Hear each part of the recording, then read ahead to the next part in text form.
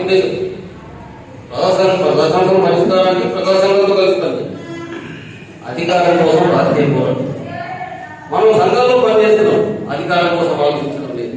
కాబట్టి మన శత్రువు అధికారంలో ఉంటాడు. శత్రువు యొక్క చెంచ, శత్రువు యొక్క బానిసలు, శత్రువు యొక్క పాలకులు, శత్రువు యొక్క ఏజెంట్లు అధికారం చట్టసభలు చెప్తున్నారు, అసెంబ్లీ పార్లమెంట్ చెప్తున్నారు. వాళ్ళని మనమేమంటున్నారు, మన గురించి మాట్లాడాలి, మన గురించి సమస్య కోసం మాట్లాడాలి.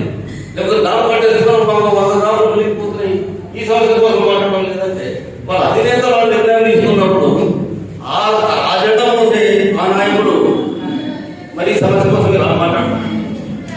కాబట్టి ఇలాంటి విషయాలు చాలా మనం సమయం కూడా తక్కువ పడుతుంది. భవిష్యత్తులో మళ్ళీ మాట్లాడుకుంటాం. ఆ తర్వాత ఇంకోసారి సమావేశంలో మనం ఏర్పాటు చేద్దాం. మరి ఇలాగా చాలా సమస్యలు మనకు ఉన్నాయి. అది మన మూలంగా ఎదురైన సమస్యలు ఉన్నాయి, ప్రభుత్వం మూలంగా వచ్చే సమస్యలు ఉన్నాయి.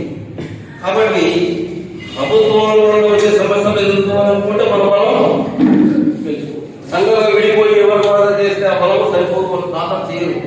తర్వాత ఇంకోటి మిత్రులనే విషయం చెప్తాను. అగ్రిమెంట్ వ్యాపారం, కార్పొరేట్ వ్యాపార వర్గాలతో ప్రభుత్వాలకి అగ్రిమెంట్ అయింది. అది బీజేపీ అగ్రిమెంట్ చేసుకున్నారు కదా, టీడీపీ కాదు కదా, జనసేన కాదు కదా అంటే కాదు.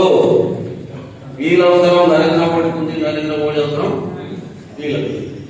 కాబట్టి వాళ్ళు వేరు వీళ్ళు వేరు కాదు, అధికారం వీళ్ళు పంచుకుంటున్నారు. కాబట్టి వీళ్ళందరూ చెప్తారా ఛత్తీస్గఢ్లో ఎందుకు కాదు, ఛత్తీస్గఢ్లో పరిస్థితులు ఎందుకు వచ్చాయి, జార్ఖండ్లో పరిస్థితులు ఎందుకు వచ్చాయి? ఉదాహరణ ఒకటే,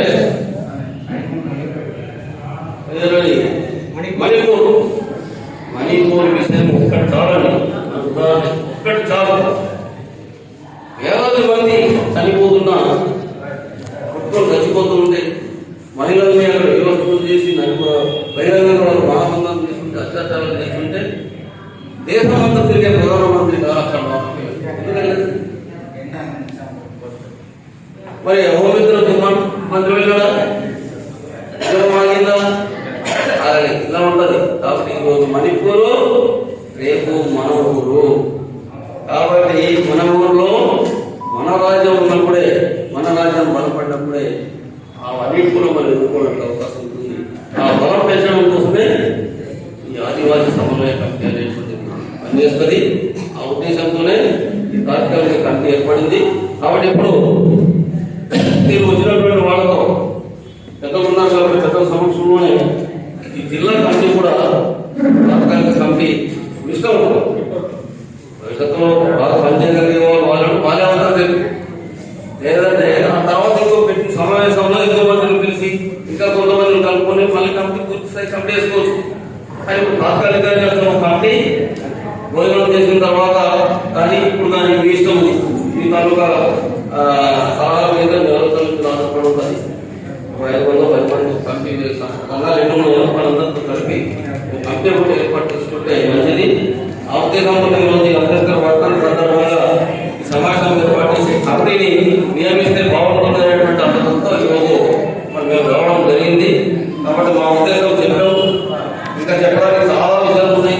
రోజు సరిపో మాట్లాడుకుంటే కుదరదు, మనం పని మొదలు పెట్టాలి.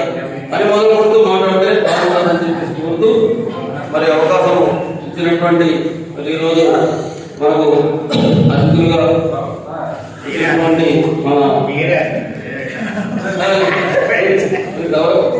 అందరం అతిథులే పెట్టారు